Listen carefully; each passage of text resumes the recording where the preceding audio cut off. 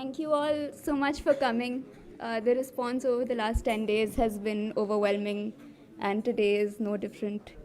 Um, Looking at a gathering of this size, Baba would probably have turned around and walked right back to his study. But also, he would be thrilled that so many of you cared enough to make time to come for this. So, thank you so much. We're also thinking about some of his close friends who were not able to make it tonight and are probably watching the live stream. And I just wanted to mention three of them in particular who played such an important role in his life. All three of whom I grew up calling Mashi: Shireen Haq, Smita Gupta, and Ruchira Ghosh. So just wanted to say that we're missing them this evening. We know in theory that we're all different with different people and in different realms of our life, but I suppose it's hard to believe about the people you think you're closest to. But in the last 10 days, I have learned so many new things about my father, and it's been so lovely to know about those parts of his life which I was never privy to. His time when he was young, his time as a student, his time in government, his time teaching, and I hope to learn more of that tonight from all of you who knew him in so many different capacities. So thank you so much for joining us, and to all of you. We're hoping to not go on too long, because Baba would be very upset if we were late to our evening drinks. So if I can please request all speakers to try to stick to 5 minutes, that would be great. To start off with, Professor Prabhat Patnaik. 5 is okay. Professor Prabhat Patnaik, who has known Baba for so many years, first as his research supervisor in Cambridge, then as a colleague in JNU. So if I could just ask him.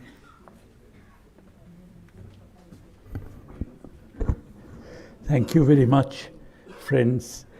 I think it would not be wrong on my part to believe that I probably knew Manik. That's his widely used pet name, so I shall refer to him as Manik, for a longer period than most people here. In fact, we went back over 50 years. I knew him when he was a PhD student at Cambridge. And in fact, for a while, until I returned to India, I was his PhD supervisor. Now, that basically meant very little. He would breeze into my room occasionally, saying hi, and sit for a couple of minutes and then breeze out. But nonetheless, I knew him very well. One of the things which was most striking about Manik was his versatility. As a matter of fact, I have looked carefully at the various tributes which have been paid to him by people after his passing. But while many people say, quite correctly, that he was an outstanding agricultural economist, I believe that does not sufficiently capture his versatility. There was no better macroeconomist than Manik when he did macroeconomics. There was no better development economist than Manik when he did development economics. And of course, there was no better agricultural economist than Manik when he did agricultural economics. In other words, he had a scintillating intellect which could be devoted to any particular area and would shine in that. It's another thing that he devoted much of his intellect for most of the time to agricultural economics. To use a phrase that Keynes had once used, that he actually had first-class brains. And it is not just the fact of having first-class brains, but he had very strong values. As a matter of fact, in a very specific sense, I consider him an idealist. I'm sure you'll be amused to hear this description of him. But as a matter of fact, he was an idealist in his own way. If he didn't wear it on his sleeve, but he was an idealist, and therefore an implicit idealist. This was visible not only in his returning to India. Manik had occupied faculty positions in Oxford, Cambridge, Sussex, Essex. He could have just walked into the economics faculty in any British or American university.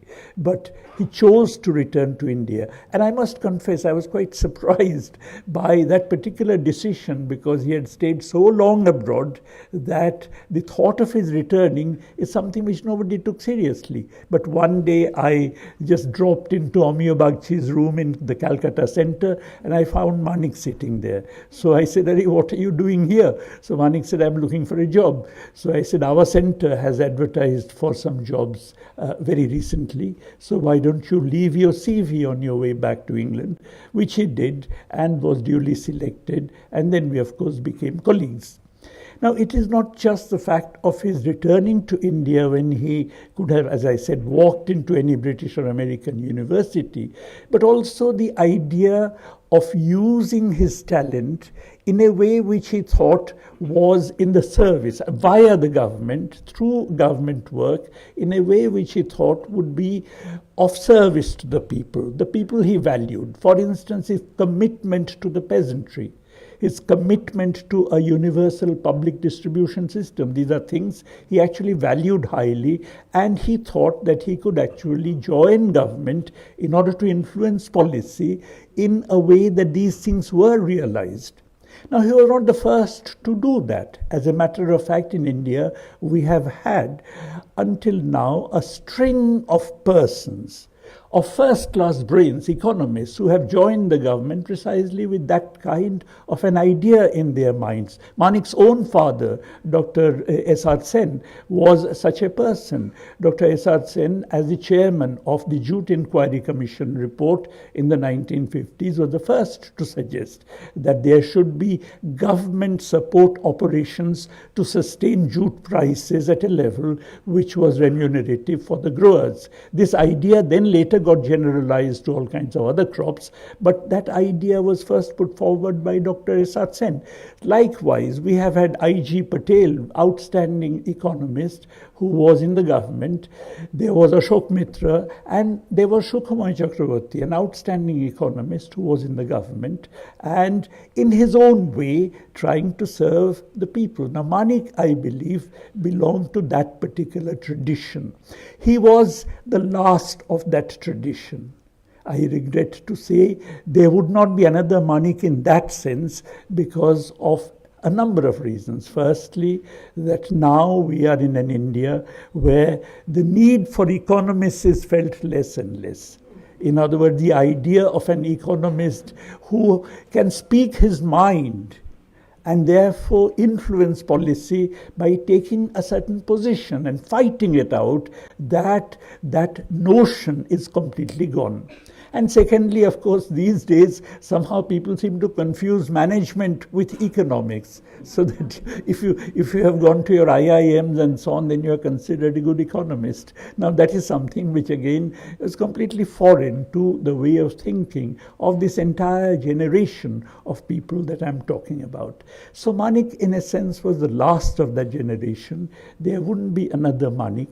But in addition, as a human being, he had no heirs. He was generous to a fault, and therefore he was really an endearing person. In fact, everybody would miss him greatly. He would be missed very greatly. Thank you.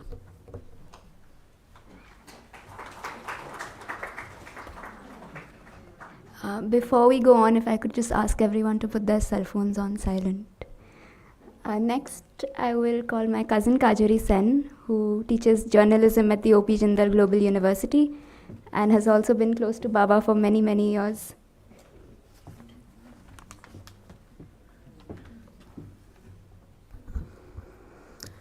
Thank you.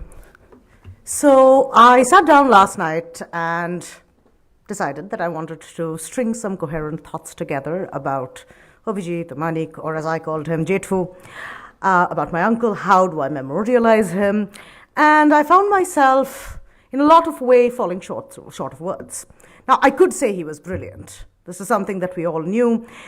But many of the people speaking today would be able to testify to that more eloquently and more knowledgeably than I could. His breadth and scope of knowledge, I understood about one of every 3 sentences he told me about economics. So I know he was brilliant, I just wouldn't be able to explicate it. So that one wasn't going to work. So I could talk about how he was an incredibly committed teacher, but the hundreds hundreds of fond tributes that I have read from students in newspapers, in magazines, on Facebook. Those already have said everything and more than I could ever even attempt to talk about his teaching abilities. I could talk about how he was a committed, one may even argue dogmatic egalitarian. But his own work stands testimony to that. What more can I say about it? So, what was there left to talk about? And then, of course, it was the obvious, which is that I would talk about Jethu, the uncle. And it's terribly hard to talk about him because I have never in my life known anybody with a lower tolerance for bouquets and semantics. He was blunt, sometimes to a fault. You could always trust Jethu to be honest, if not diplomatic or complimentary. I remember being a teenager and dressing up in what in retrospect was a truly dreadful outfit. But everyone else was polite enough to be at least neutral about it. Meanwhile, Jethu stared at me for a second and then said, "Ema, অসহ্য, hideous."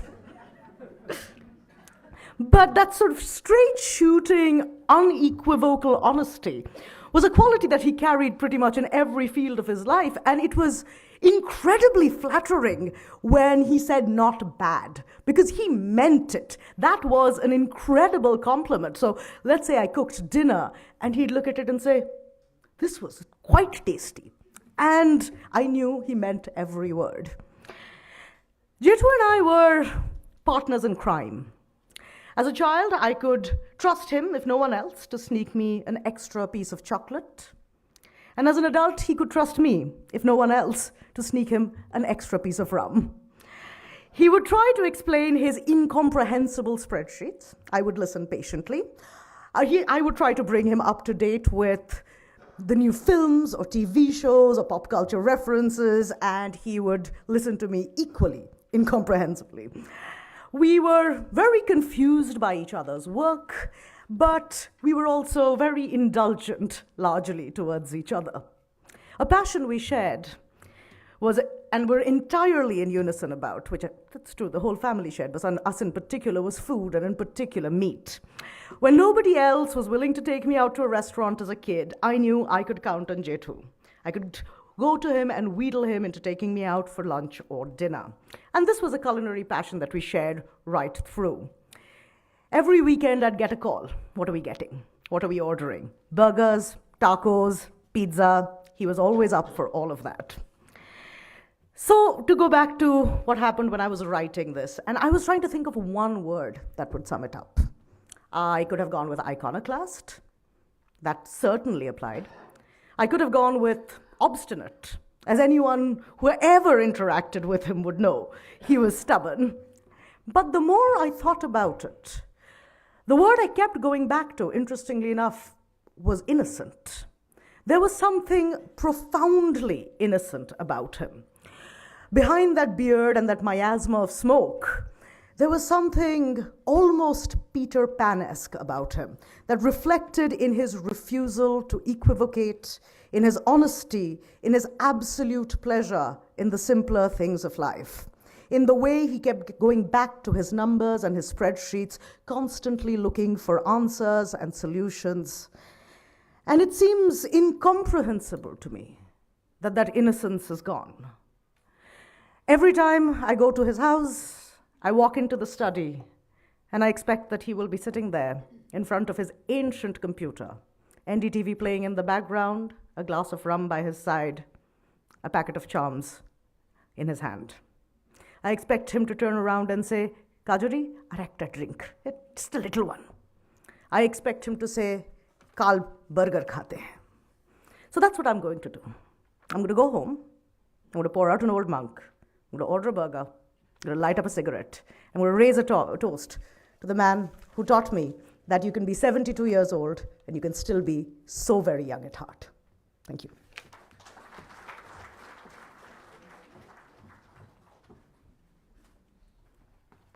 Baba spent 14 years working in the government in different capacities, first at the Commission for Agricultural Costs and Prices, and then 2 terms in the Planning Commission, and that is where he worked with Montek Singh Ahluwalia, so I would love it if he could speak a bit about their time together.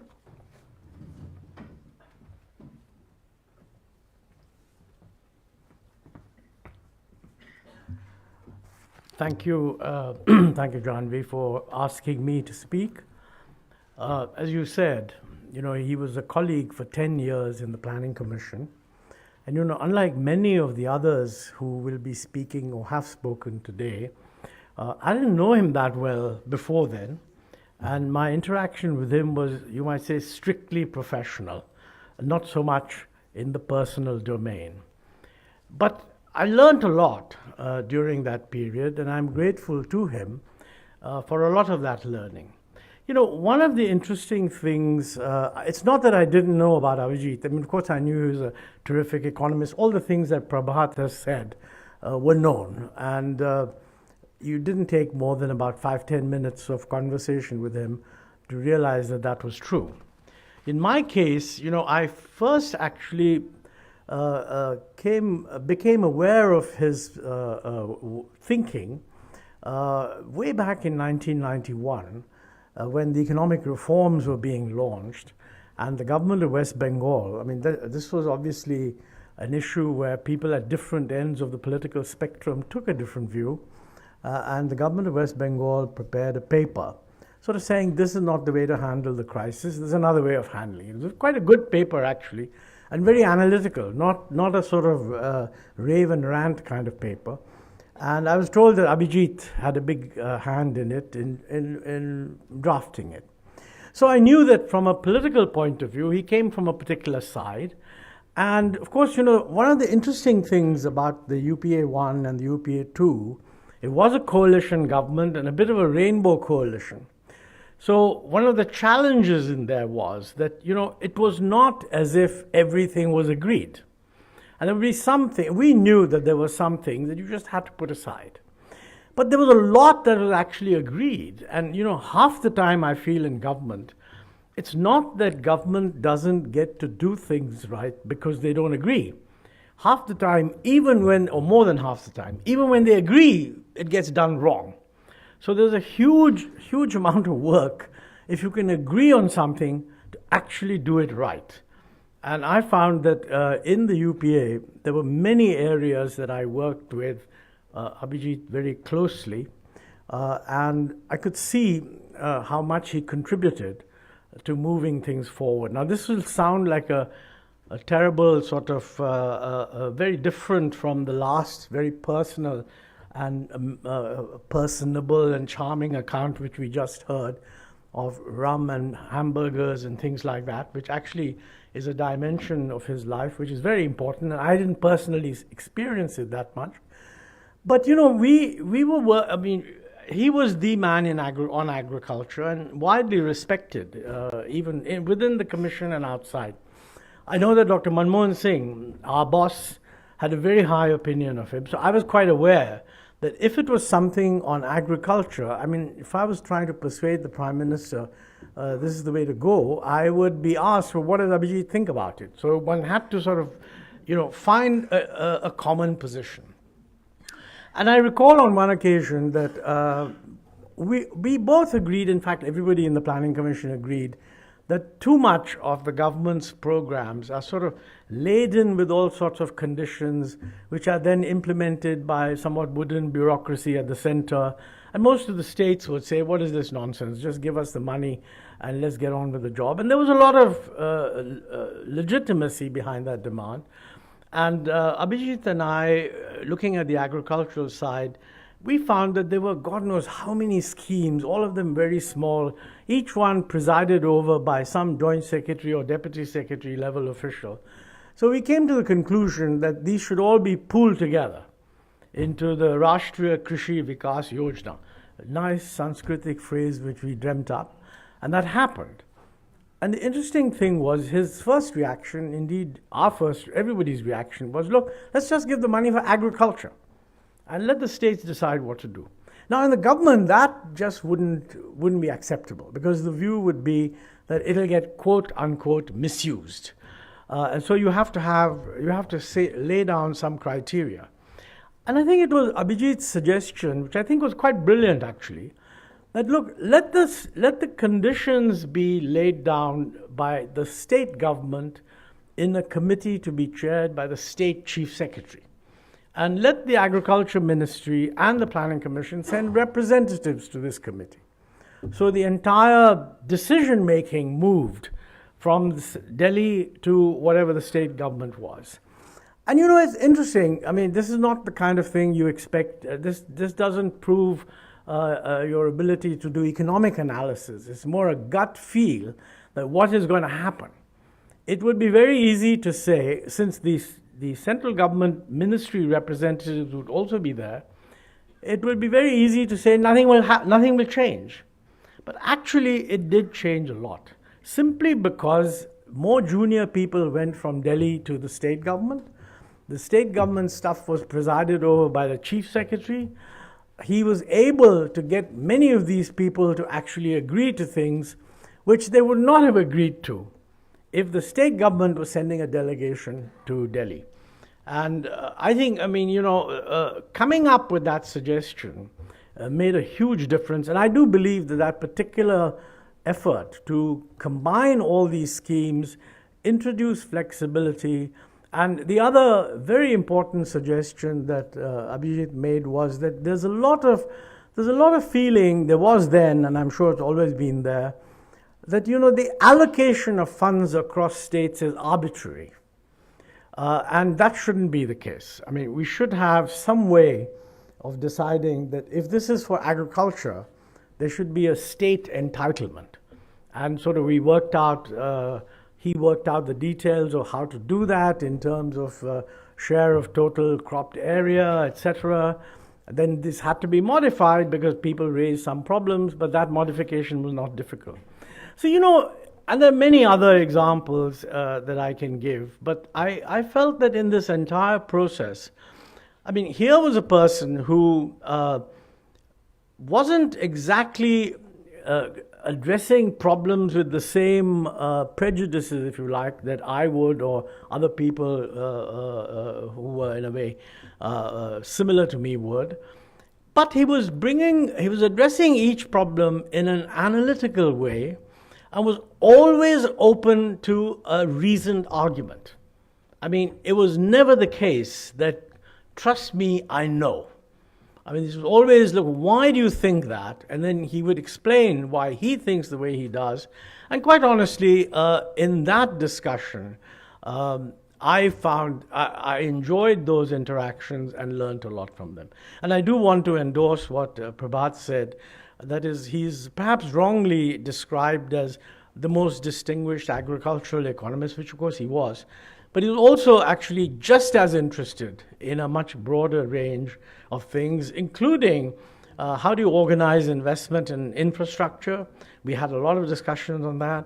And I recall that after the Lehman Brothers collapse, one of the big issues we had to discuss was how do we decide how big a deficit should be run given this external shock. And I'd asked Kirit Parikh and Abhijit to work out a quick macroeconomic sort of calculation that would enable us to make the case to Pranab Mukherjee, who was then the finance minister, that he needed to run a bigger fiscal deficit. And we were criticized for this later on, I think wrongly. We were right to run a bigger fiscal deficit. And it was done by Kirit Parikh and Abhijit Sen. So it's a sad occasion to be here. But all I can say is that it was nice knowing him and working with him. Thank you all.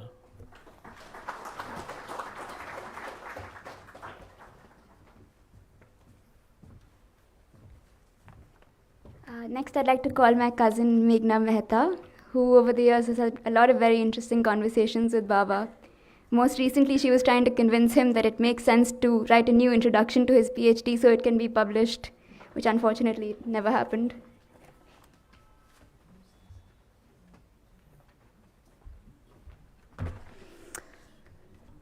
So when I was in class 7, my family, that is my parents, were moving to Delhi. But before they actually physically moved to Delhi, I spent a year living with Manik Mesho and Masi in JNU in Purvanchal and Pottu.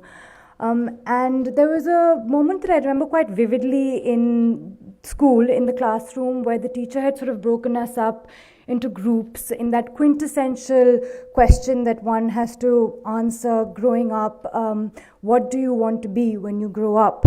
And I remember I had convinced my little group of classmates that the most exciting, coolest, and most fun profession was to be an economist.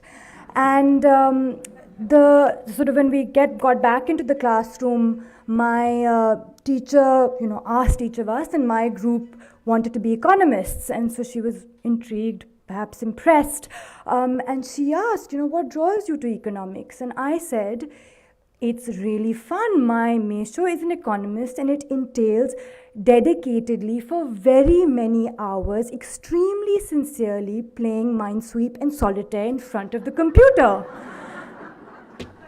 I didn't include the cigarettes and the rum, thankfully, but it was actually, and PCs and desktops were quite new, so I was absolutely transfixed, and I really wanted to spend my days playing Minesweep and solitaire, and that seemed like the profession that would allow for that.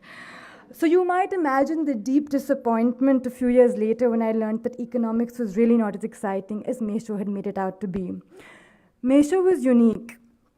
He was a person of many contradictions, like all of us, perhaps. He was such a curious man, but also on particular matters absolutely uncurious, an ascetic and a sort of Dionysian hedonist. Despite his beard and long hair that set most babies into fits of tears, he was extremely gentle and kind.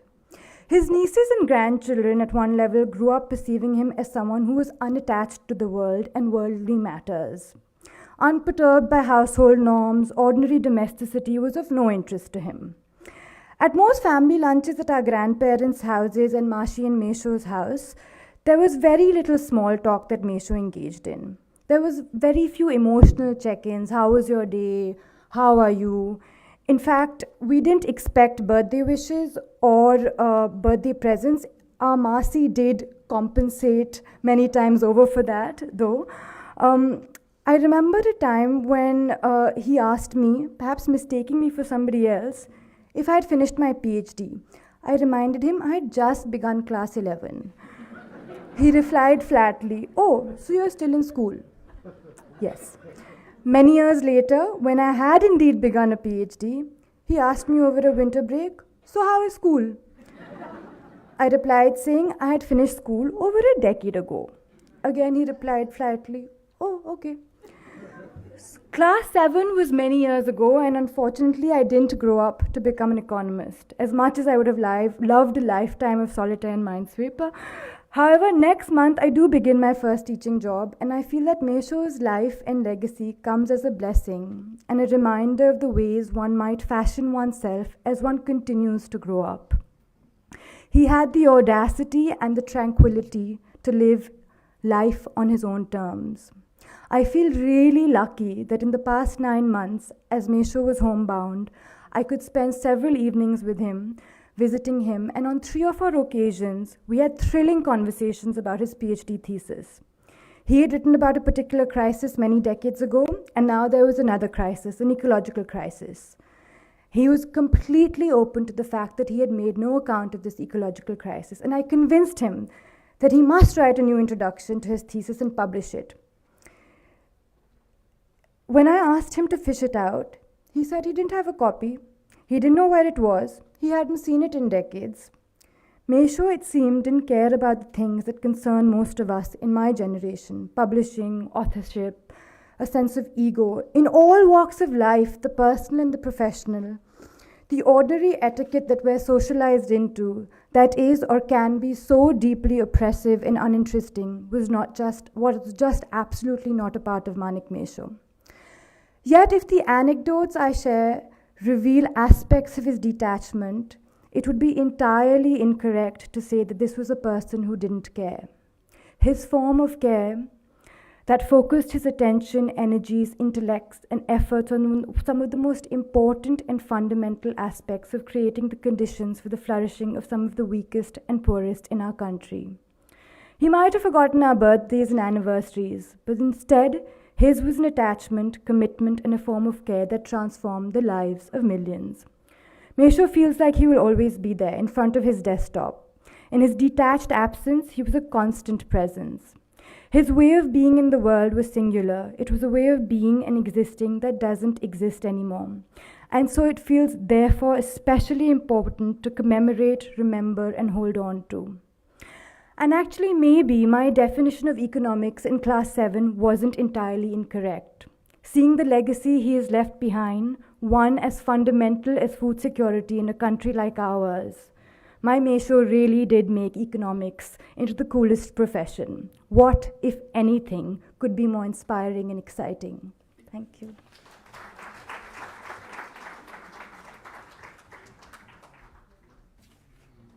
As Kajari Didi mentioned, Baba was in many ways an iconoclast. But despite that, he for many years had a close relationship with left parties and social movements.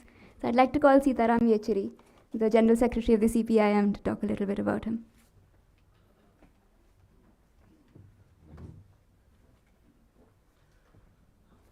Thanks, Janvi. Well, Manik joined JNU much after I left JNU. So my interaction with him in terms of profession, in terms of economics, etc., by the time he came to JNU, I had decisively moved away from academics, so I had very little interaction with him in that sense. But subsequently, when we were talking of policy issues, what I found in him is that he had both his heart and his head in the right place. And it was this combination of growth with welfare. And what he entirely stood with all his life was that without state intervention, without policy intervention, it is not possible in a country like ours to actually improve the livelihood of people or the lives of people.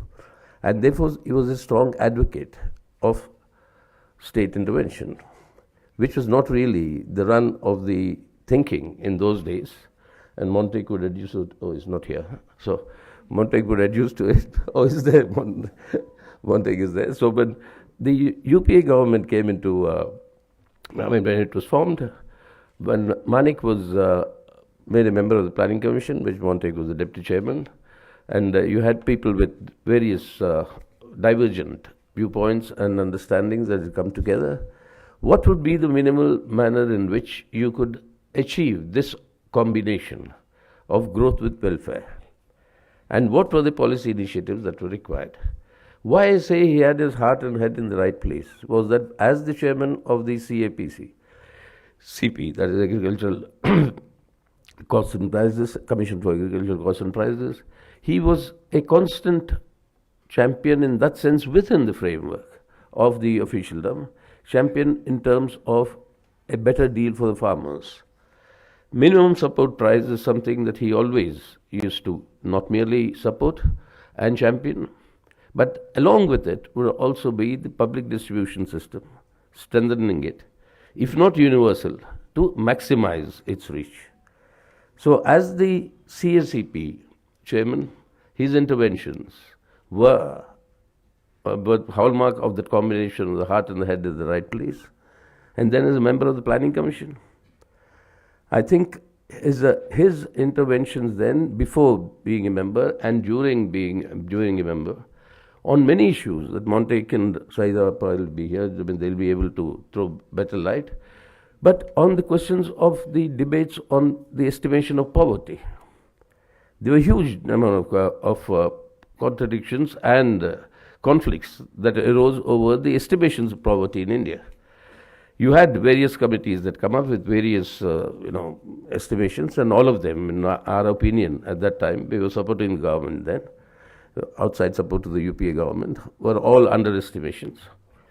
But then I remember, because, in our discussions with him, that why don't you go back, Manik, I would say, to the nutritional norm of saying that this is the amount of nutrition that is required to keep people not poor, and then go on to estimate the thing. That norm was long given up, unfortunately, because unless you get back to that norm, I don't think you can actually get the real estimate of what is the depth of poverty in our country. So these were debates, discussions on which we were going through. But as everybody said, Manik is and has been a very, very fine human being. We could have a lot of discussions, many policy matters. There would be a lot of heated arguments, particularly when the Food Security Act discussions were going on. On many of these things which were there in the Common Minimum Program of the UPA, that the left was also party to drafting it. The whole conception was, and which he was one of the few who understood that thing very, very completely, I would say, in almost a complete sense, that the time has come for India to move to extend the rights that have been guaranteed in the Indian Constitution. Quite unlike what's happening today, when they're all being rolled back. But these guarantees will have to be extended, and that extension must begin with a better lives for the people. Right to employment is not a fundamental right in the Indian Constitution. But the Rural Employment Guarantee Scheme that was thought up and brought about was an extension of the right moving towards there. The right to food security, is not a fundamental right in the Constitution. But the right to food security, the act that was finally passed in 2013, was actually an extension of that. So this conception of extending the rights that exist in our Constitution before its process of demolition has begun, as it has begun now, that extent was to enlarge the scope. And in this process of enlarging the scope, it was absolutely essential that the balance between growth and equity, growth and welfare, will have to be maintained, and that would not have been possible without state intervention. And that is where I think in all that and also then his contributions in the Finance Commission. In the Finance Commission, his contributions, when he was actually one of the few members of the Finance Commission who actually understood and articulated the rights of the states, of the state governments, the devolution of central finances between the center and the states, what should be the justified and the legitimate share of the states. And in that, he was our voice when we had our state governments, we still have one, when we had our state governments demanding that share, which is a legitimate right of the state governments. He was the voice there who would actually articulate it. So in all these three areas that he worked on, as the CAPC chairman, as a member of the Planning Commission, and as a member of the Finance Commission, he had played a role in which many things that we as a political party were articulating or agreeing upon. But finally, I would like to mention only one thing apart from his qualities. He was a very dear friend.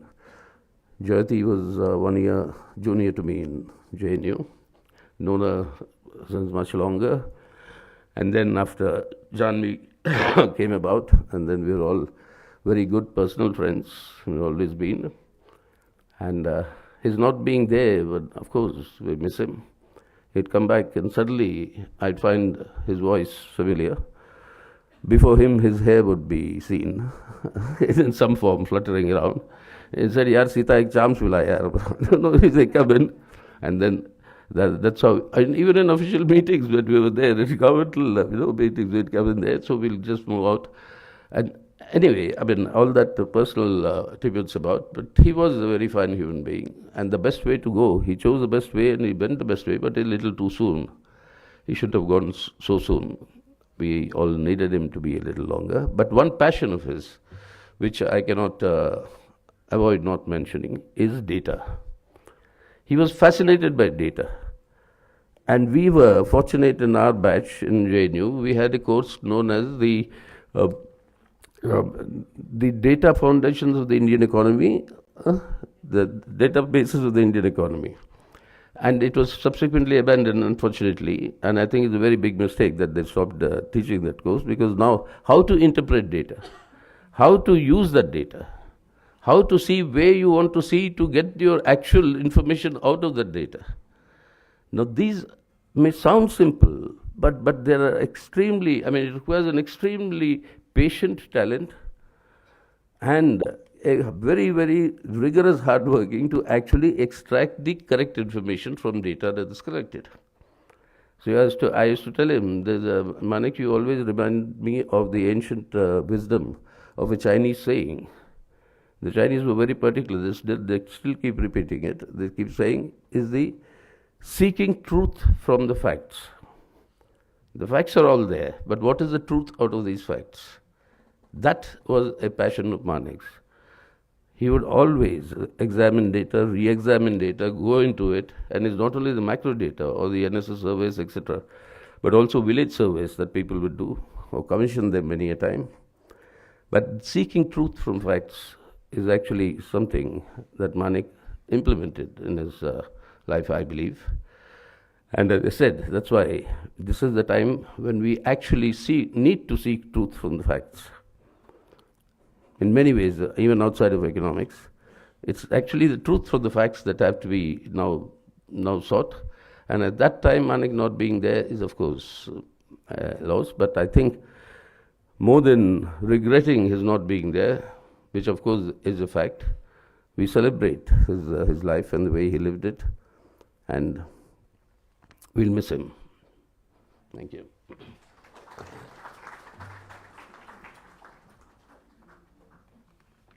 If I was ever asked as a child who Baba's students were, I think I would remember only one name, who then later became a colleague and a close collaborator.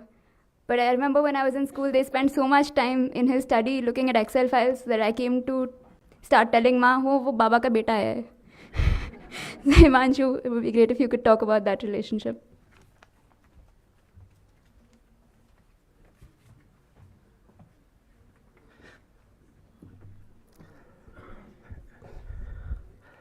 It's difficult to, I've spoken about him recently, but it becomes difficult every time I start remembering the time that we spent, and it was quite a long period of time. We spent 25 years when I started working with him, and as a student first, and I wasn't very sure whether it was the right choice to take him as my supervisor, but despite several adverse advice that don't ever do that, the track record was not something that should be you should go by. But I thought that no, this is somewhere we somehow match, in the sense there is some wavelength that is there, and there are many other things which were common, but at least the in a sense, looking for data in a sense, or trying to understand economy from a different kind of a perspective, is something that attracted me.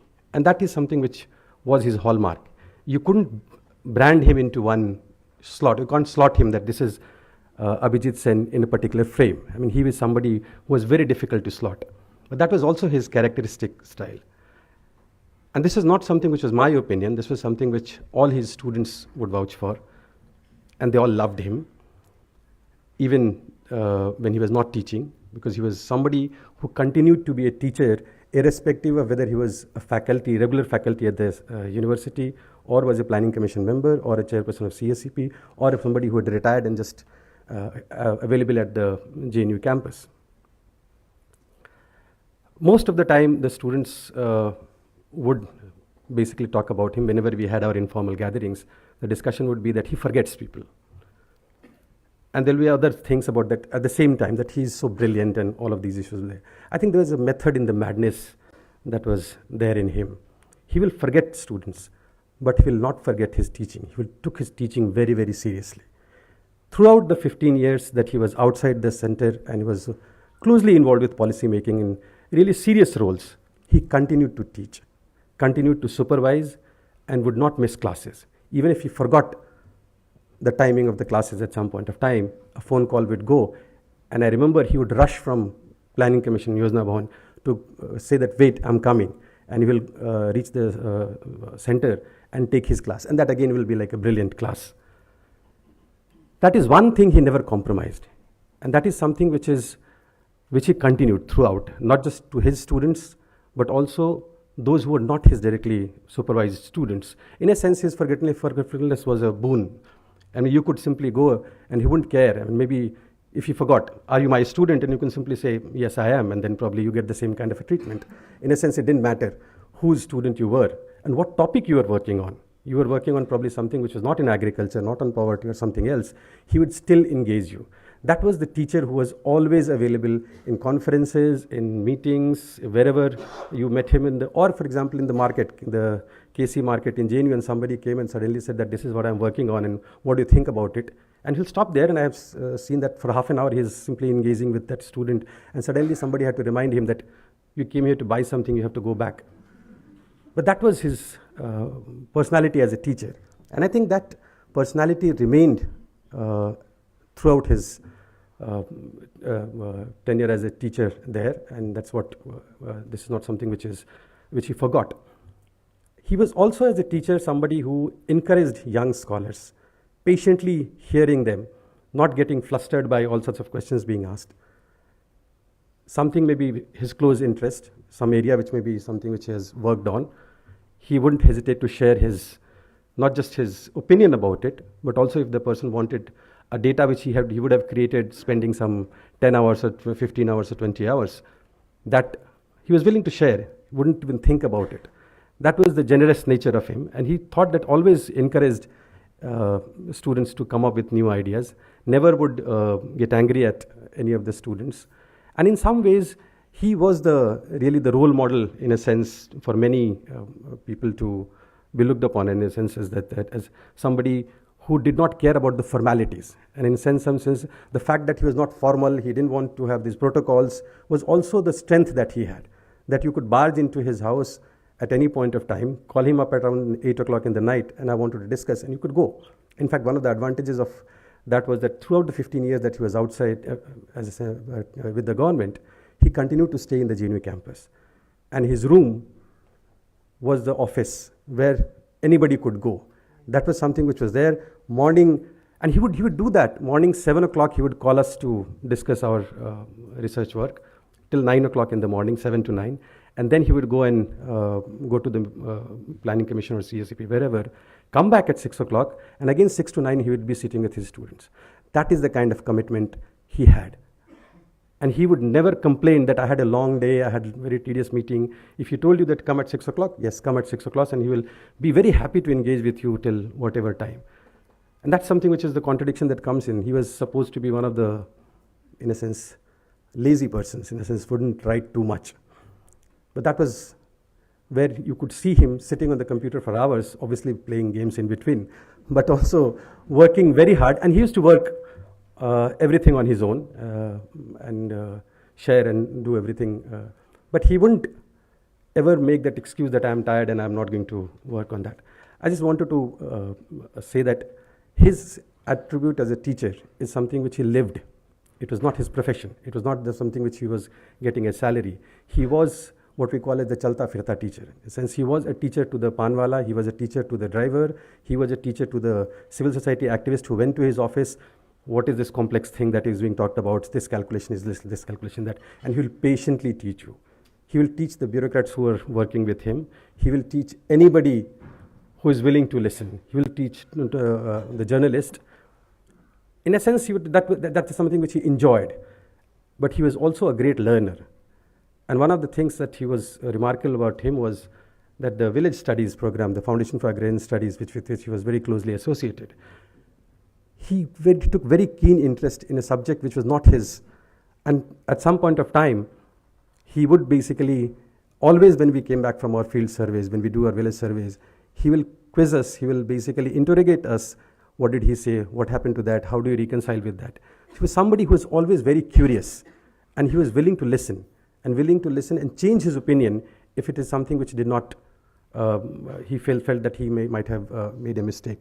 And in that sense, somebody who was very down to earth, and that made students comfortable. Every student who went to him would not feel intimidated that here is somebody who is going to suddenly ask, oh, you don't know this also. He wouldn't say that. He would say that, okay, let me explain to you, and this is how it should be there. Or maybe what do you think? I think in that sense, he lived a life of a teacher throughout, and even after he retired, he used to take classes, he was available to students. And I think there are many parts of his personality that has already been, that other people have talked about, and I won't take much time. But certainly that anybody who has worked closely with him would miss that room, which was in itself a library of sorts, in a sense.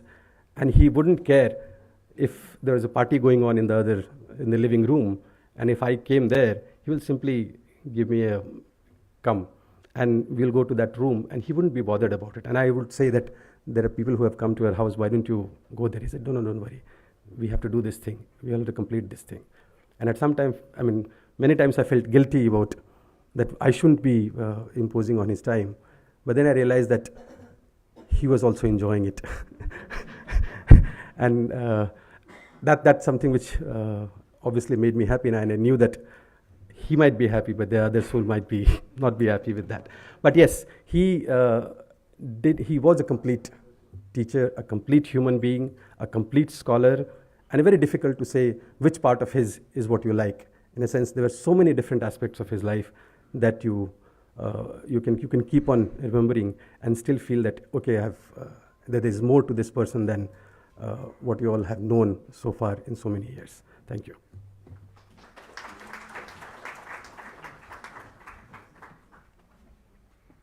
One of the people Baba was most fond of from his time at the Planning Commission was Saida Hamid. And they worked on a lot of issues together that were very close to his heart. So I request her to come and say a few words.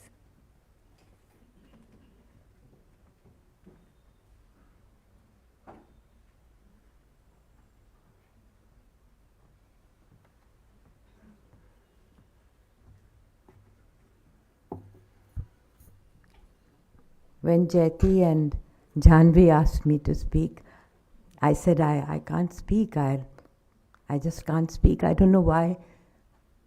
It just, it pains me, and I break down when I think of Manik. So they said, okay, then you recite something. So I thought, what am I going to recite? So I asked a poet who happens to be my niece. I said, write a little poem for Abhijit. And I will. It's just a few lines, and I have 5 minutes. So but listening to all the interventions through the evening, I want to say 2 things. 10 years, my door was just 2 doors down from him. I'm not an economist, so I can't talk about that aspect. He never taught me in that sense, but he taught me a lot, so I can't talk on that aspect. But 2 things are important. One, he brought civil society into the annals and the echelons of the Planning Commission. He created, with another very dear colleague, B.N. Yugandhar, the civil society window, in which anyone could come and interact directly with the highest planning body in the country. So that civil society window was, no matter which member came, or some came, some didn't come, but Manik was always there. A man of very few words. He and I, we had a lot of things in common, but we never engaged in long discourses. But the bond was there. And the other incident, and that's the only other incident I'll talk about, is when some of our dearest friends came at the gate of the Planning Commission, and they were basically talking about nutrition and what is the basic need of a human being, how much can they survive on, and a certain figure had been given, which they thought was ridiculous. So they'd all brought dibbas, and each dibba had half a banana, adhi roti, few peanuts, and they were holding that, and Aruna Roy was there, Nikhil was there, Kavita Srivastav, many of them were there. And so we were, we didn't know because we couldn't see the gates from our windows. And then we were told, तुम आपके दोस्त हैं वहाँ, आप जाइए.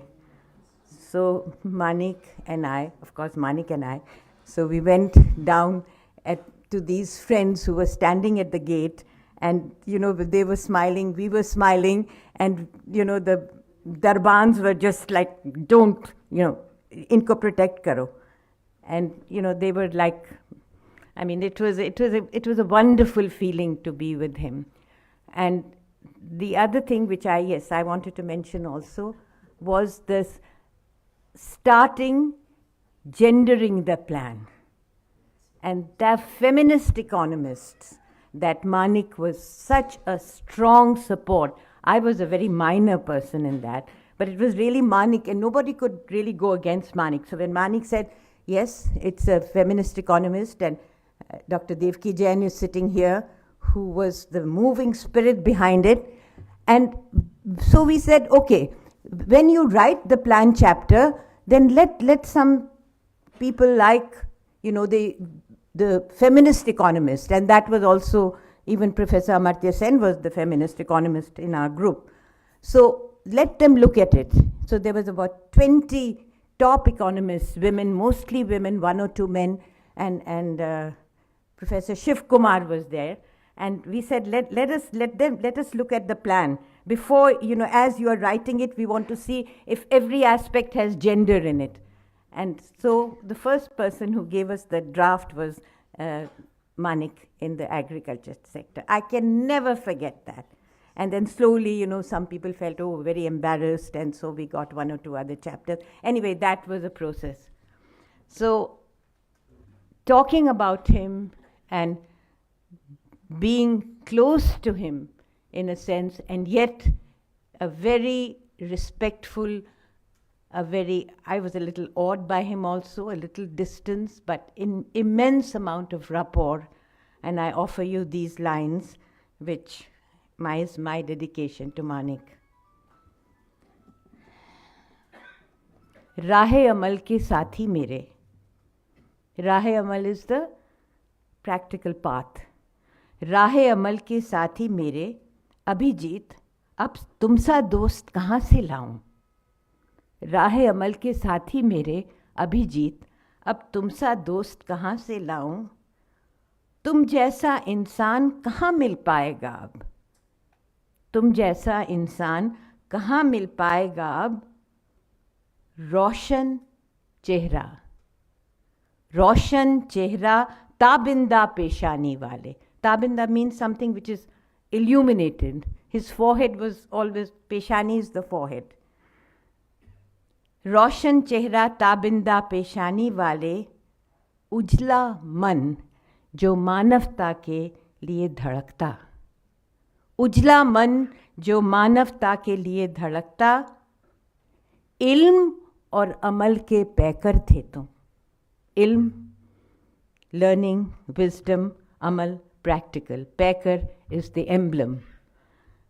उजला मन जो मानवता के लिए धड़कता, इल्म और अमल के पैकर थे तुम, नए इरादों उम्मीदों के रहबर थे. रहबर कहते हैं the one who leads, the guide.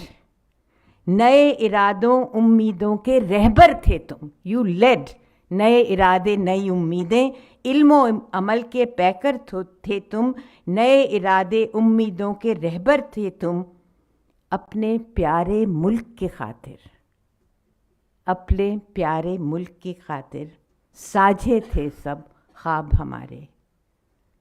राह अमल के साथी मेरे अभिजीत, अब तुमसा दोस्त कहाँ से लाऊं?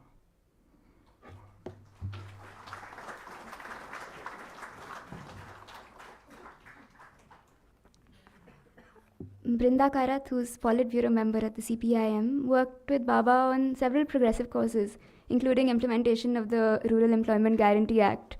So I'd like to ask her to come and say a bit about their work together.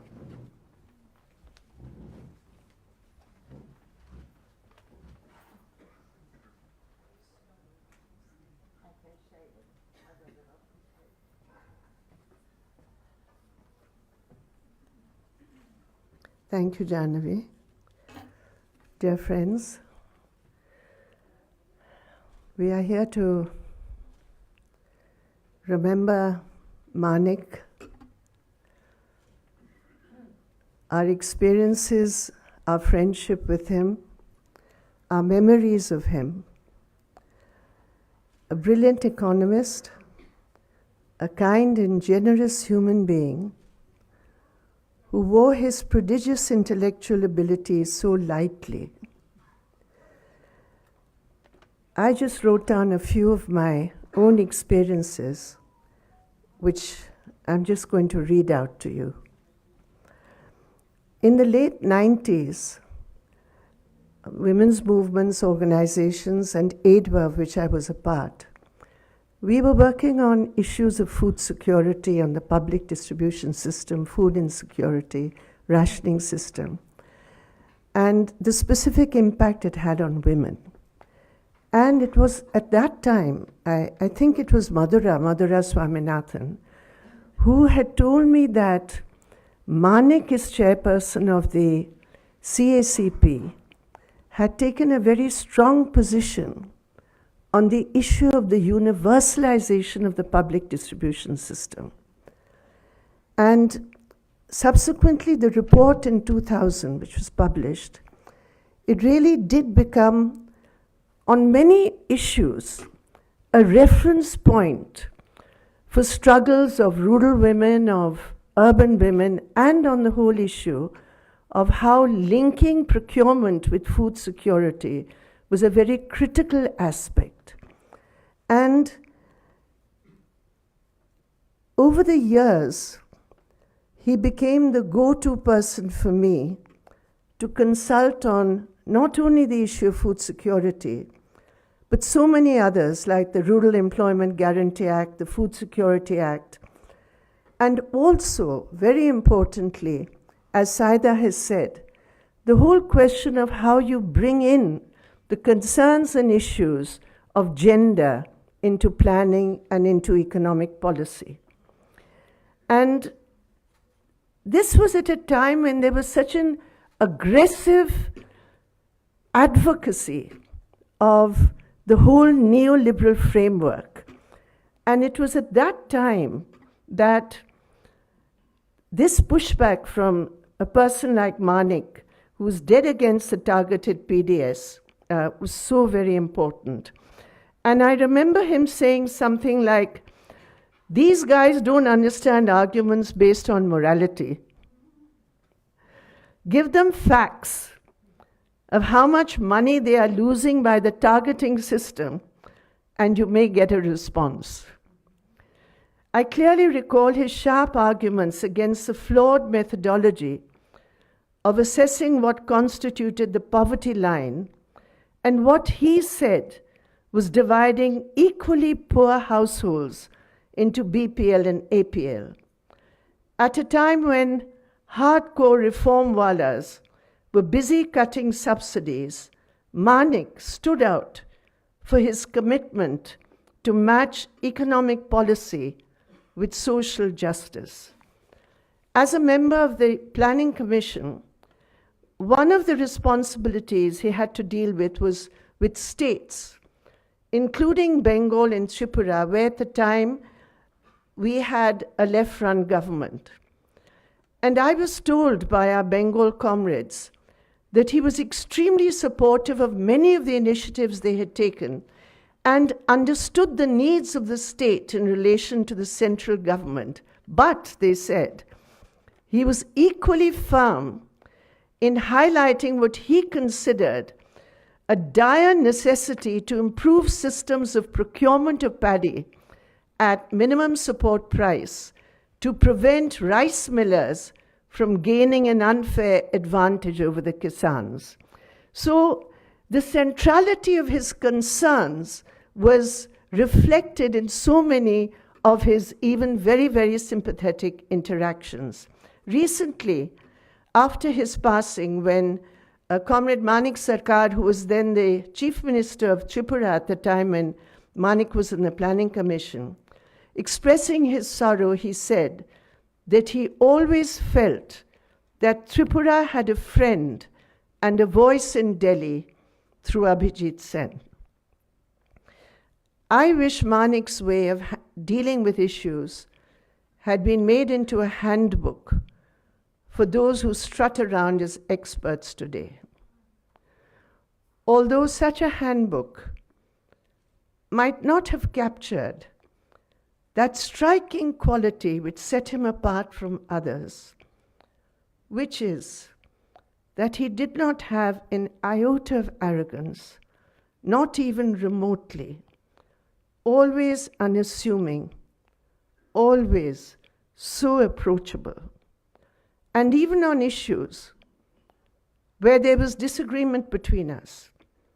I remember on our demand for a ban on forward trading in food grains, Manik did not agree with us, but he did see our point of view. Most importantly, he was an intellectual who associated with people's issues, with people's struggles, and with organizations.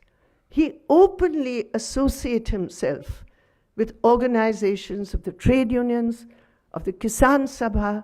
He was always there to help them, and certainly we in ADWA had tremendous support from him.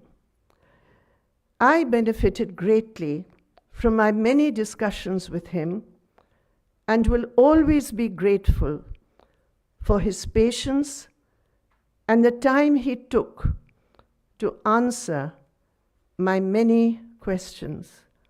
You will be missed, Manik, but your work and your contribution will always live on. It will live on in our movements. It will live on in our fight back against aggressive neoliberal policies. And it will live on in the tremendous body of work you leave behind. My deepest condolences to dear Joyati, to Jahnavi, to Pranab, to Aditi, to all his most articulate nieces and all members of his family and admirers. Thank you.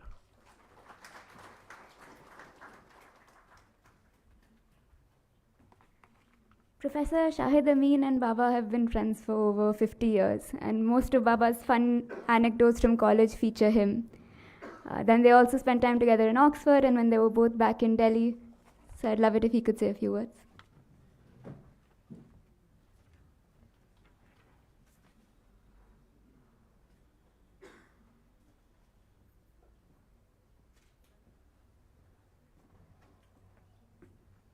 Thank you, Jahnavi. When Jahnavi rang me up, hello, yeah, she said, "वो बाबा की वो वाली कहानियाँ सुनाइएगा," which is going back 50 years. We first encountered ourselves on opposite side in 1969. Manik was supporting my later great friend Arvind Narayan Das, and I was supporting somebody whose name I don't remember now. And that was, and besides, you know, as we say, he was science type, and I was doing history. After that, you know, we went our separate ways, and then I met him at Cambridge, and he was there. And the other two people who were there, an economist, Ashwani Seth, and a historian, Vasudev Chatterjee, all were in some ways addicted to the sitar. And Manik was, you know, completely different. So we met a couple of times in Cambridge. But then in 76 or 77, he came to Sussex to teach. And he used to live away from the campus at what's called Sarandon Road. And he used to teach a joint course on agricultural reform in UP with somebody who's completely the opposite of what Manik was, that is Deepak Nair. And they had a joint class, and we would come back from Institute of Development Studies. I had no business to be in Sussex. I was just scouting. And also because Ranjit Guha was there, so I used to visit him. So I used to park myself at this flat in Surrendon Road, where Manik and a Sri Lankan anthropologist, Newton Gunasinghe, used to stay. Manik was writing his thesis, usually lying in bed. And we would say, "Bhai, khatam kar." And then he had an early morning class with Deepak. And then we'll push him out. He will jump into a cab and go and teach this brilliant class with Deepak. Subsequently, both of us found ourselves in Oxford. I had a fellowship, and Manik had got a fellowship at Queen Elizabeth House. Now, between my house and QEH fell the pub called Lamb and Flag. And then Ashwani Seth joined me as well. And those days, Manik used to drink beer, not rum. And we would start off from there and then go to QEH, where we would try and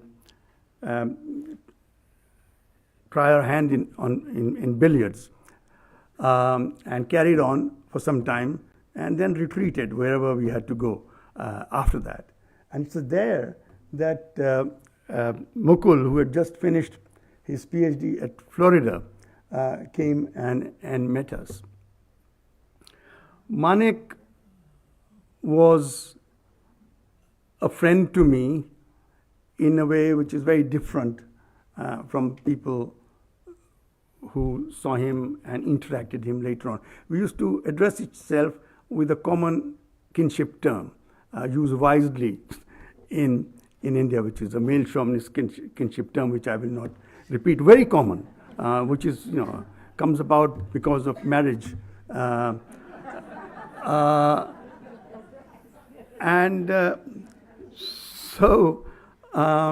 then Manik then came, we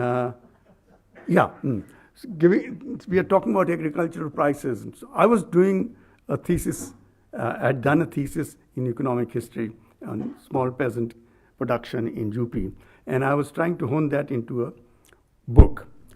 Now, I had worked on such a exciting crop as sugarcane in Gorakhpur.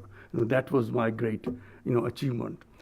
And from London, I picked up these 2 volumes of Cost of Cultivation in 1935 UP, which had tremendous data on size of holdings, cost of production. And I used to say, Manik, yaar, isme se kuch nikal de. I said, theek hai, baad mein hoga. And he never quite did that. And so that was Manik. And I used to then visit him in Purvi Marg, and once or twice at their house in JNU. And I said, yaar, tu kitne din planning commission mein rahega? Because, we knew each other from when we were 20 or so. So I knew he was a great economist, but I didn't really know him as an economist. I knew him as a friend of 50 years, and we would say, chal, kinship term, chalte hain.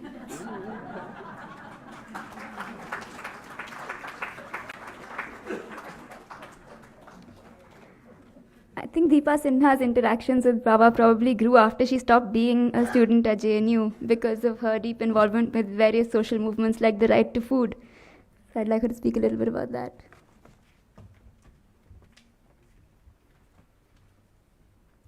Thanks, Janvi.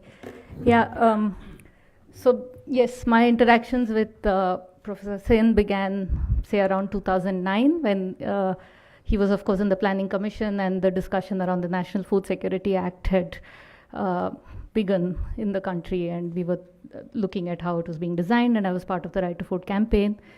And here was this person who was the member in Planning Commission, who was quite involved in this, and somebody I knew for 10 years. I thought I knew, I mean, I've been to their house multiple times. I'd been taught by him, but I didn't know if he knew me. I didn't know if he knew my name either. And then, of course, there were my comrades in the campaign who thought I should know him because I studied in JNU, I work with Jyoti Di, Himanshu I'm married to. But of course, one was always nervous to call him or say who one was because I didn't know if he would ever recognize me. But the great thing about him was that he might not have known me, but he was always willing to meet Right to Vote campaign activists in his office. Like Saida Appa said, Planning Commission opened up for people like us at that time. We could go in at any time, talk about anything. The great thing was that here was this man who would not remember your name, despite knowing you for so many years, but wouldn't forget the issue you worked on, really, actually. Was willing to, like I said, meet you at any time and be respectful. I think that is what amazed many of us. We were not scholars. We were activists with very strong views on what should be and shouldn't be. Many of things he didn't agree with, but we never ever felt that he talked down to us or made us feel like you don't understand because you don't look at these Excel sheets that I look at. That was never something that came about from him. In fact, always the impression we went out with was that we learned something, but we also taught him something. I don't know if he really felt like that, but with the questions he asked, we always felt, okay, he's interested. There are newer things we told him and which he showed interest in. I thought I would just think of a few of these issues where we didn't agree. Or one was, Saidap again recounted the version from inside the Planning Commission of these crazy activists with our dabbas with half a banana and a bus ticket and like a muthi bar chawal, where we went with this because the poverty line at that time was some 30 rupees a day consumption expenditure in urban areas, and he was part of this committee where they were revising the poverty line. And he didn't agree with us at all because he thought we didn't understand the poverty line, which in a truly technical level was right. And he would also tell us when we met him that you're not interpreting it really, the right way, but I understand where you're coming from. And politically, I know what you're demanding for.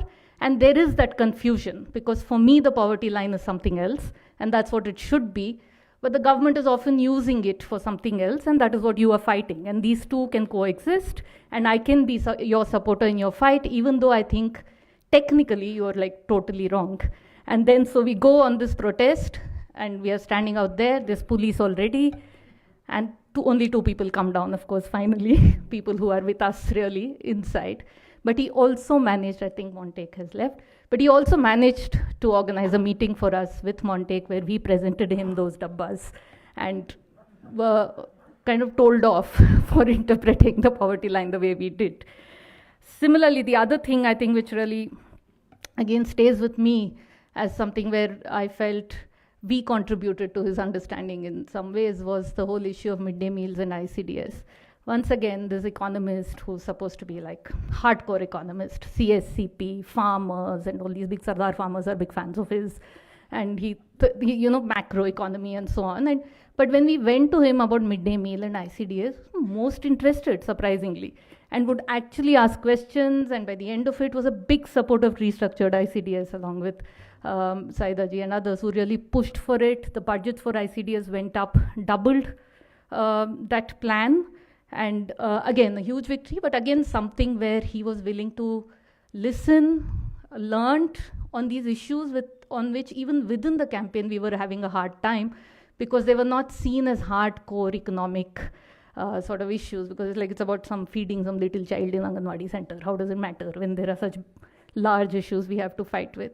To the extent, again, one of those rare times when you thought he actually noticed you and remembered you was when they were doing this paper on in-kind transfers, where they had a section on midday meals and what that did to poverty. And when he actually, of course, he didn't send the paper, he wouldn't do that much, but he got the paper sent and asked twice, did she read it and what what was her opinion, and when we met also asked me, what did you think? And that was like, wow, so this man really cares kind of moment again. And the so many other issues on which I think he wanted to work, was very passionate but didn't find the voice. And what we've been hearing, he wouldn't push certain things if he were not pushed to, possibly, was one thing that I feel very strongly that we learned with him, was the issue of decentralized procurement and storage, which he felt really passionate about. And the first time we heard it, we thought, what is this man talking about? Build storage, go downs and panchayat level, why do you have these big silos? I mean, why is he bothered about the size of the silo? I won't go into it, but now I really understand it, how major it is. The idea that you have these decentralized, I mean, Jagmati is nodding her head, like people who work on the PDS, now we've learned that that simple idea of having silos at the block and the panchayat level, having enough grain for PDS, ICDS midday meal, was actually a very strong idea, which one wish he had pushed. Just one or two things more, that not only did he open his doors when we went to him, but he also came whenever we invited him. Again, so Jan Sunwais, public hearings, he would come, and he was not the planning commission member who came and gave a speech and left, but would actually sit and listen to each of the testimonies, sit through the whole thing, and in the end would also say, "Bolna hai kya mujhe?" And they would have to say, "Haan, bol dijiye, now that you've sat here all this while, like, actually we called you to listen to you." And then he would say something, and again in typical Manikda fashion, I mean, it was a lottery also. Sometimes it would be brilliant, sometimes he is not in the mood, you don't know how it will go, but it was still great. So I just want to end with saying, I mean, there was all this social awkwardness or forgetting people, going off into the room when there are 10 people sitting there, but you could also follow him into the room. And this twinkle in his eye that many people have written about in the emails. And I think somewhere there was something where he communicated that all of this was not because he didn't care. There is that deep care and affection one felt, despite feeling that maybe he doesn't even know my name. Maybe I have to tell him who I am. But I think he cares for me. I think that was a great combination, and it's really, I mean, he got away with so many things because of that. Thank you.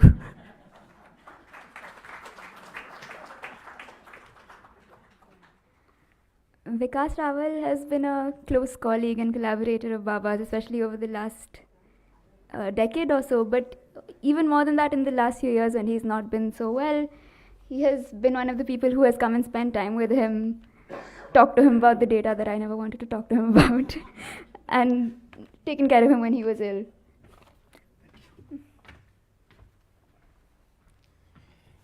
Well, a lot has been said, and I think everything that I had thought of has perhaps been said already. But over the last few days since Manik left us, I think many of us have been thinking about him, collecting everything that we could remember of him.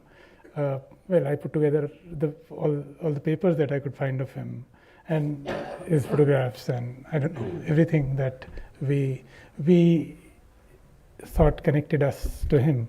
But what has been ringing in my head is actually the phrase that Count Sitaram used for him, and I think that phrase really most appropriately describes Manik's approach to work, which was to seek truth from facts.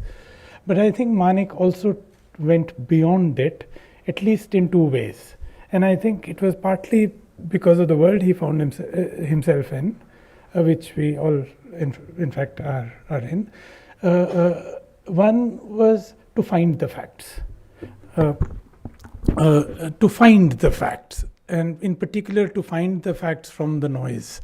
And I think Manik was absolutely brilliant at it, figuring out what was wrong with data, and how to look at the data and what to see in the data that he was confronted with, but also to not lose any opportunity to find out what was going on, whether it was through casual conversations with his driver or with his cigarette seller, or with his students or colleagues who did fieldwork, or the Jan Sunwais that Deepa talked about.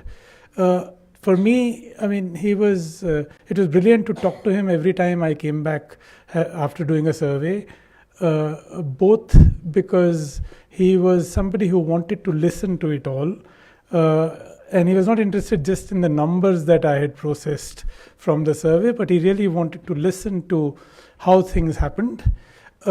He would often contest us by pointing out that the secondary data, which he greatly believed in and did a lot of work on, was saying something quite different. I remember this conversation when him telling me how the agricultural wages had been there's been the growth of agricultural wages had picked up.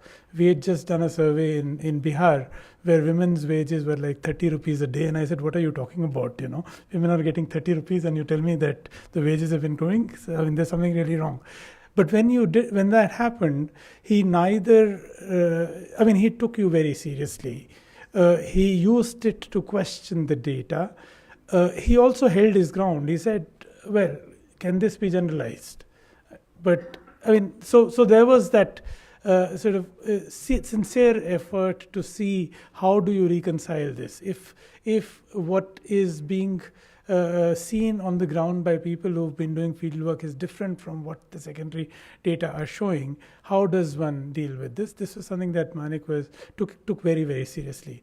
The second thing where he went beyond just seeking truth from facts was his generosity in sharing that truth. He just gave it away. I remember having one, and it's.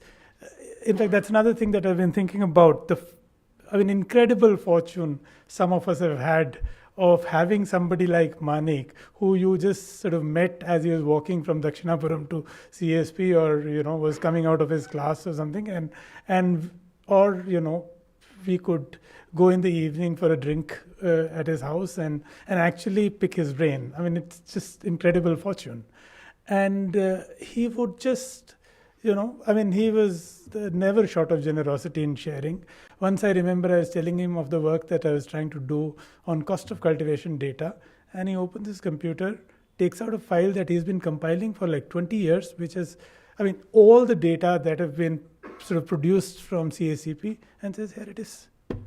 And that was it. That was Manik. So, I've been a beneficiary of his generosity right till the end. Over the last 2 years when he was ill, and during the COVID pandemic when he was confined at home with Hinadi, it was wonderful to go in and spend the evenings with him, picking his brain. But I think I was also fortunate to actually be perhaps the last person who managed to eat a burger cooked by him during those days. Thank you.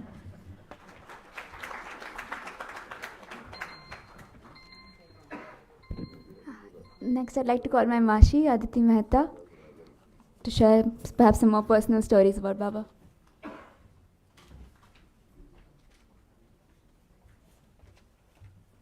Thank you, Puttu. A lot has been said, and so I'm going to delete. Is that good? Yeah.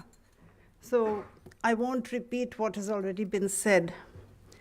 And I must confess, yesterday when I was trying to collect my thoughts, like Saeed Appa, I also developed a very big lump in my throat.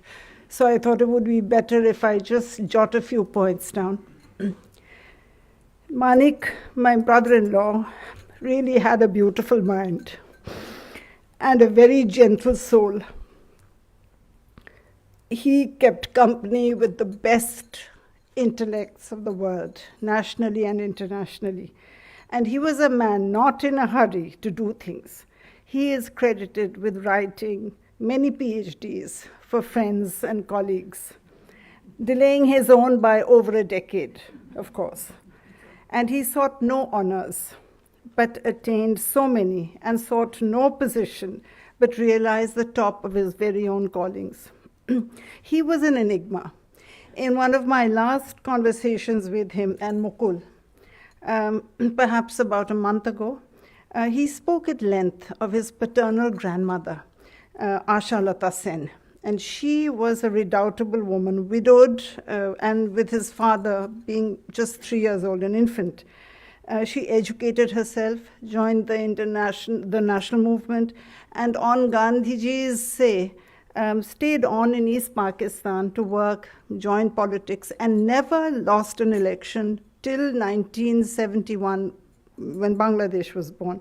And she was only prevailed upon to come to Delhi, come to their home after liberation of Bangladesh. It was perhaps such influences that made Manik the enigma that he was.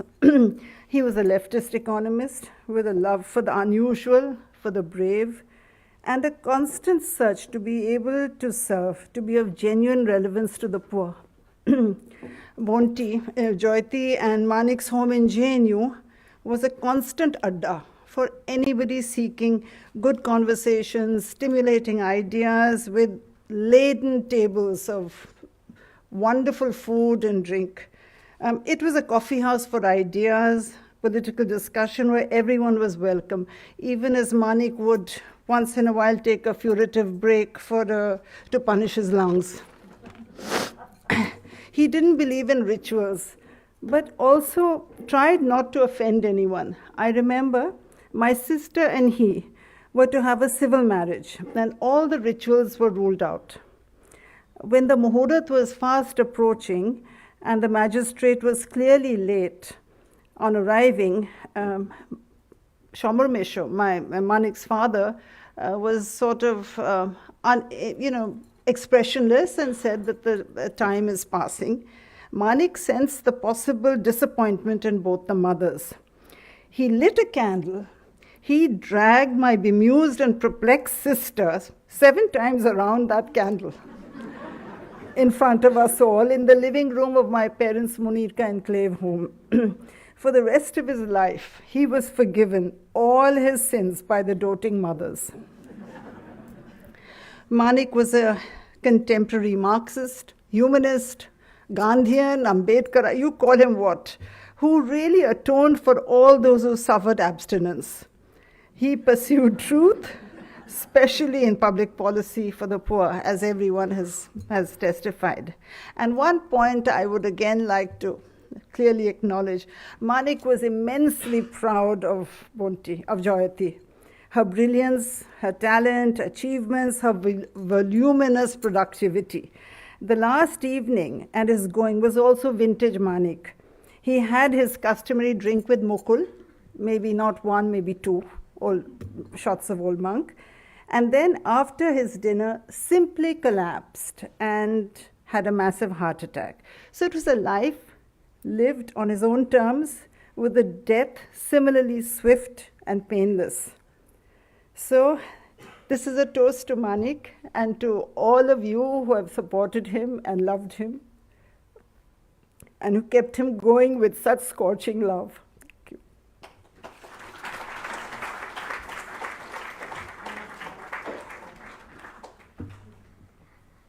One of the things about Baba that I've grown to respect a lot more in the last few years is the patience he showed to journalists. And one of the journalists he has spent a lot of time with since I was in school is M. Rajshekhar.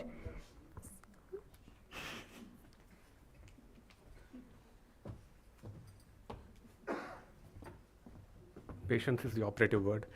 I knew, is this better? Better? Okay. Reporters are usually found sitting over there. I knew Dr. Sen as a reporter. 2012 is the first time I met him. I was writing on something called the Common Banking Correspondent Auctions. And a friend called and said that, you need to tell the Planning Commission what is going on, go and meet Dr. Sen. A colleague in ET told me at the time, oh my God, are you meeting him? He's very frightening. So I went in with some degree of trepidation, and the person I met in the room in the Planning Commission, obviously there was a lot of smoke in there.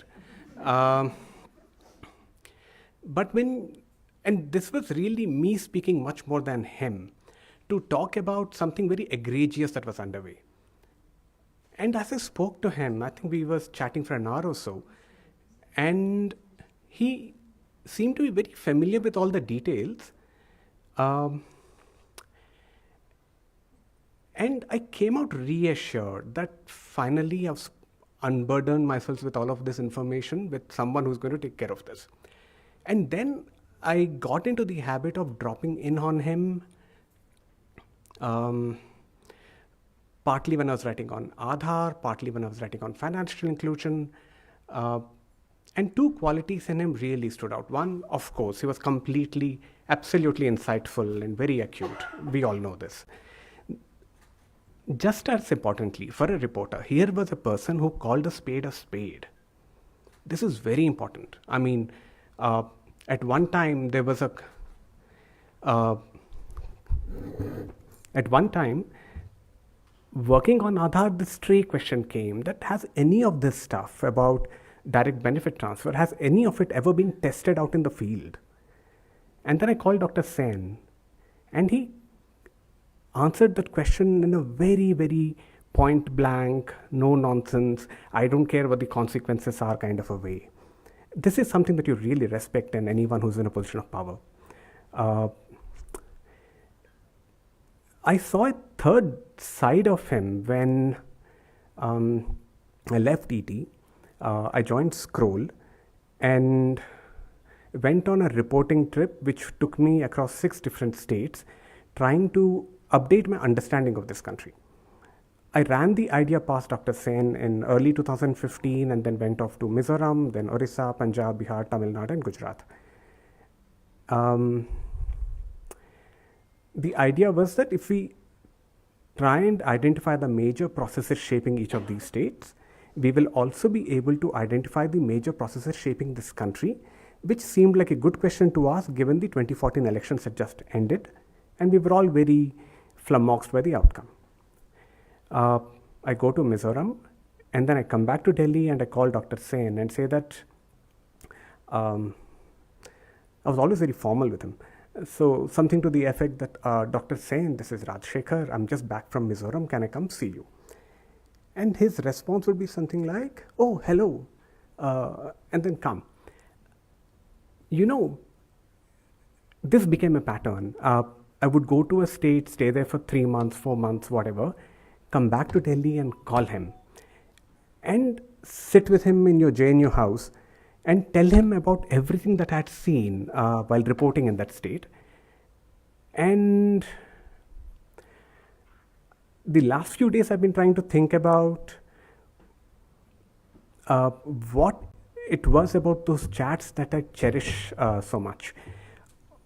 Obviously, whatever he had to say was very, very acute and insightful and useful, but there was something more. I found a great deal of pleasure in telling him about what the reporting was throwing up, because you could see him getting so engrossed in it as well. You know, there was a particular joy in hearing about new things, in hearing about the way things, well, not the way things are, that's not going to give anyone much joy right now. But there was a genuine sort of a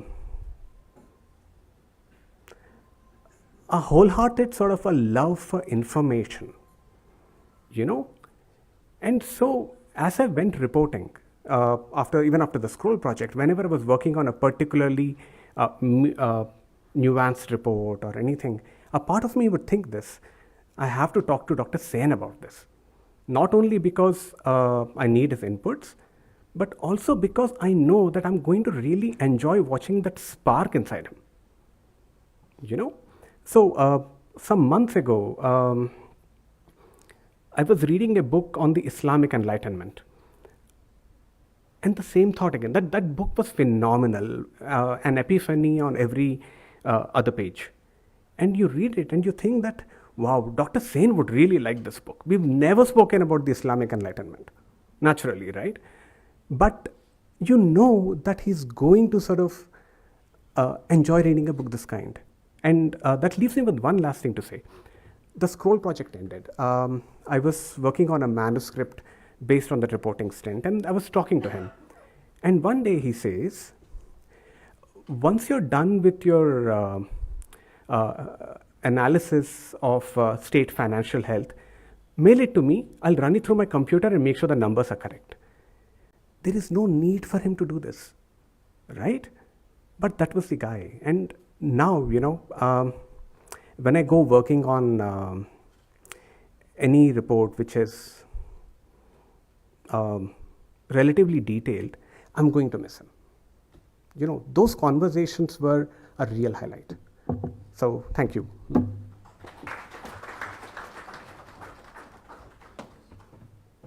Last speaker today is someone who had both a deeply personal and professional relationship with Baba, which is his younger brother, Pranav Sen.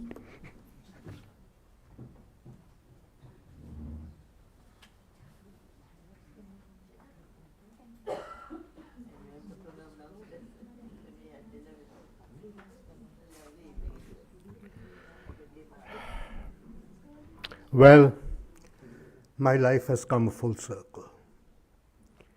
I spent the first 10 years of my life wearing my brother's hand-me-downs. I'm wearing a hand-me-down today. Over the course of 70 years, Manik handed down many things to me. Some material, a lot more intellectual, and a huge amount emotional.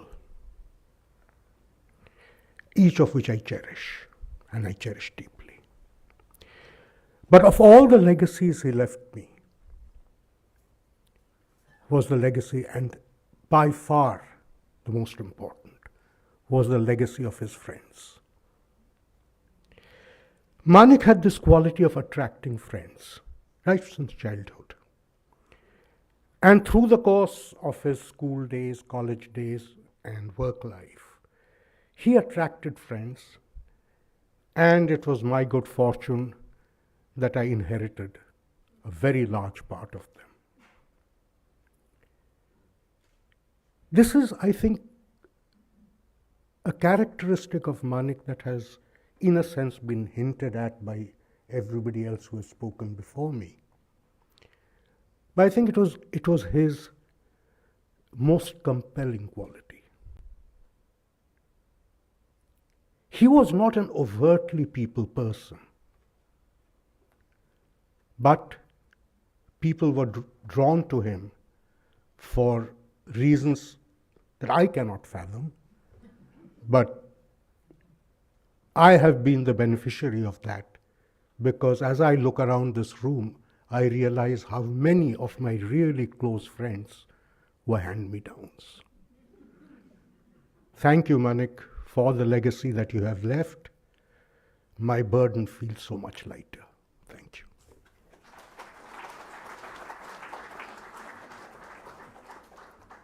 Thank you all so much, and especially to the speakers. This has been a truly lovely evening. And I hope as we all go home tonight, you can all enjoy a drink and some very unhealthy food. Thank you.